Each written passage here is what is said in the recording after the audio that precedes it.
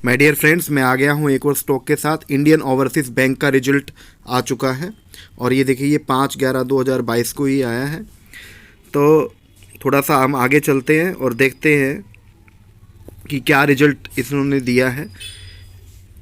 यहाँ देखिए, ये पिछले साल का रिजल्ट है, पिछले साल इसी क्वार्टर का, सेकंड क्वार्टर का, और ये इस साल सेकंड क्वार्टर में जो भी 5 तारीख को इन्होंने रिलीज किया है। और यहाँ से हम देखते हैं, ये जो है फर्स्ट क्वार्टर का है इसी साल के। तो ये जितनी भी क्वांटिटीज़ हैं वो सारी लैक्स के अंदर हैं। यहाँ पर इन्होंने ये मेंशन किया हुआ है लैक्स के अंदर। यहाँ देखिए, ये लैक्स के अंदर हैं। तो इन्होंने जो इंटरेस्ट अर्न किया है बैंक है, तो डेफिनेटली शुरू के अंदर ये इंटरेस्ट अर्न ही दिखाएगा। यहाँ पर कहाँ कहाँ से इनकी इनकम हुई है वो हम देखते हैं। इंटरेस्ट अर्न जो किया है वो कितना किया है, 2,63,609 और 4,25,449। और यहाँ पर अब की बार किया 4,71,761 और लास्ट क्वार्टर के अंदर था 4,43,474। यानी कि जो इंटरेस्ट अब की बार अर्न किया है वो ईयर ऑन ईयर अगर हम देखते हैं तो भी इंक्रीज है, क्वार्टर ऑन क्वार्टर देखते हैं तो भी इंक्रीज है। तो ऐसे के अंदर अगर इनकम ऑन इन्वेस्टमेंट अगर देखें तो इनकम ऑन इन्वेस्टमेंट 1,48,947, 1,51,558 और 1,40,138। हम यहाँ से अगर मैं ABCD यानी कि ये जो दिया हुआ है इंटरेस्ट जो अर्न करने का ABCD, जहाँ जहाँ से भी ये देख रहे हैं हम, ये टोटल अगर हम कर लें तो इस टोटल के अंदर अगर हम यहाँ कंपैरिजन डालते हैं तो ईयर ऑन ईयर और क्वार्टर ऑन क्वार्टर दोनों के अंदर ही एक अच्छा इंक्रीमेंट हमारे को देखने को मिला है। थोड़ा सा हम और आगे आ जाते हैं तो इनके एक्सपेंडिचर भी हुए होंगे। ऐसा नहीं है कि अगर यदि इंटरेस्ट अर्न किया है तो एक्सपेंडिचर नहीं हुई होंगी। तो एक बार टोटल इनकम इनकी हम काउंट कर लेते हैं। अदर सोर्सेज से भी इनकी इनकम आई है 83,623 जो इनकम है ये अदर सोर्स से आई हुई है, और 59,346 जो कि लास्ट क्वार्टर के अंदर थी, लेकिन इस बार ये बढ़ करके 1,43,484 हो गई है। तो हम अगर यदि इन दोनों को अब ऐड कर लेते हैं यहाँ से 1,13,184 और 4,71,761, यानी कि इस इनकम को और इस इनकम को, तो ये बनती है 5,85,245। यानी इनकी टोटल जो इनकम आई है वो मैं लास्ट क्वार्टर के अंदर अगर बात करता हूँ तो वो थी 5,02,820 लाख की, और पिछले साल थी ये 5,09,072 लाख की। जो कि ईयर ऑन ईयर को अगर मैं देख लूँ या मैं क्वार्टर टू क्वार्टर देखूं तो दोनों के अंदर ही हमारे को एक अच्छा इंक्रीमेंट देखने को मिला है। और डेफिनेटली इसके शेयर प्राइस के अंदर भी ये चीज़ देखने को ज़रूर मिलेगी, ज़रूर इसके भाव बढ़े होंगे। तो वहाँ पर भी हम लेकर के चलेंगे। तो टोटल एक्सपेंडिचर की अगर मैं बात करूं तो वो जो है 3,95,622, क्योंकि अभी हमें एक्सपेंडिचर भी तो देखने हैं कि इनके एक्सपेंडिचर कितने हुए हैं। लास्ट क्वार्टर के अंदर इतना लाख का एक्सपेंडिचर था और लास्ट क्वार्टर के अंदर 4,183 का एक्सपेंडिचर था, और इस साल एक्सपेंडिचर जो हुआ है, खर्च जो हुआ है वो 4,35,827 का एक्सपेंडिचर आया है टोटल। और ऑपरेटिंग प्रॉफिट की अगर यदि मैं बात करूँ सारे खर्चे निकालने के बाद, तो लास्ट में जो इनका पिछले साल का था वो था 1,13,450 लाख का, क्योंकि हमें मेन मतलब तो ऑपरेटिंग प्रॉफिट से और PAT से होता है। तो ये जो है ये लास्ट ईयर का है।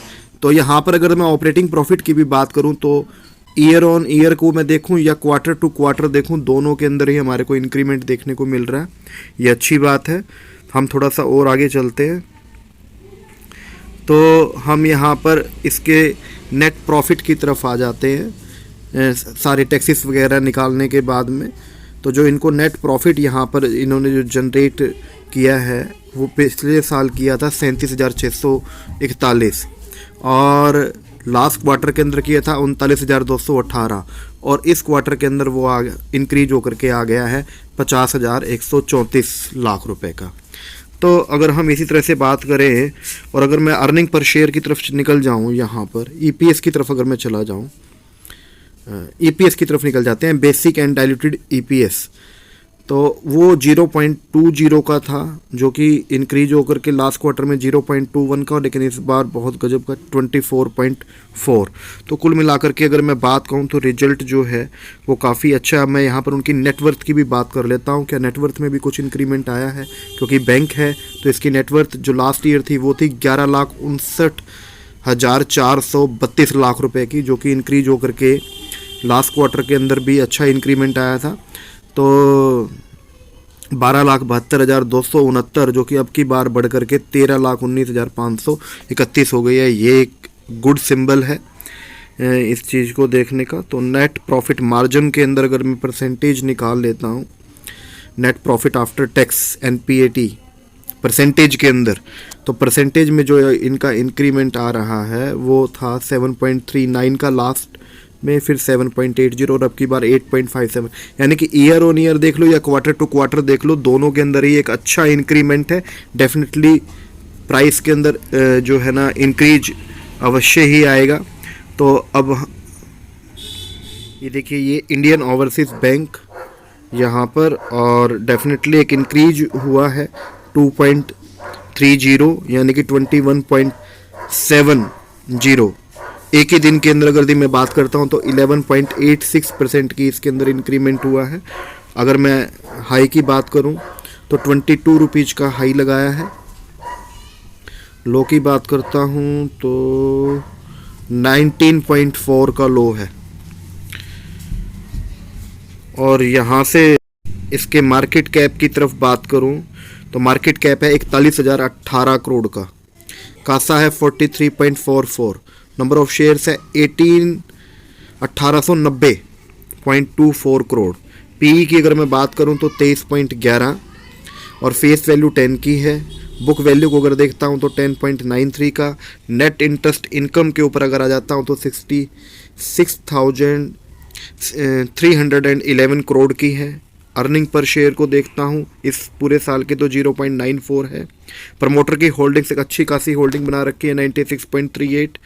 और कॉस्ट टू इनकम अगर मैं परसेंटेज की बात करूं तो 48.61। CAR अगर मैं बात करूं 13.83। ROCE की बात करता हूं 8.47। ROE की बात करूं 9.78। और अगर मैं इसके प्रॉफिट ग्रोथ की बात करता हूं तो गजब का प्रॉफिट ग्रोथ दे रहा है 105.6% का। तो ये कुछ रिसर्च के टॉपिक्स से जो मैंने आपको यहाँ पर इसके बारे में बताया। तो बाकी अपनी रिसर्च आप स्वयं भी करना और सोच समझ करके ही इसके अंदर इन्वेस्ट करना। डेफिनेटली भविष्य का मल्टीबैगर स्टॉक भी बन सकता है, लेकिन सरकार की जैसे जैसे पॉलिसीज आ रही हैं कि सभी बैंकों का मर्जर हो जाएगा, सिर्फ एक ही बैंक बचेगा, स्टेट बैंक ऑफ इंडिया, इस तरह की खबरें भी आ रही हैं। तो इन्वेस्टमेंट जो है बहुत सोच समझ करके करना।